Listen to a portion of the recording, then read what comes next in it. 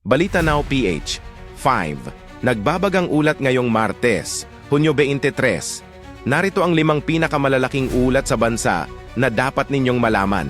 Una, nakakagimbal na update sa Tacloban school shooting.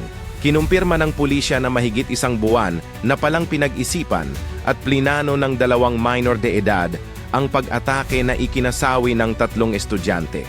Dahil dito, muling uminit ang panawagan na ibaba sa 12 taong gulang ang criminal liability sa bansa. Pangalawa, dambuhalang bawas presyo sa petrolyo. Sinalubong ng magandang balita ang mga tsuper ngayong umaga dahil bumagsak ng hanggang 11 piso kada litro ang presyo ng diesel habang nabawasan naman ng hanggang halos 12 piso ang kerosene.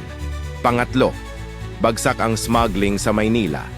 Nasabat ng mga autoridad sa Tondo ang 24 na containers na naglalaman ng mahigit 1.7 bilyong piso na halaga ng mga smuggled na sigarilyo na walang tax stamps. Pangapat, direkta sa Senado. Opisyal na humiling ang House Prosecution Panel ng 62 calendar dates para sa gagawing impeachment trial laban kay Vice President Sara Duterte upang mailatag ng buo ang lahat ng kanilang ebidensya at mga testigo.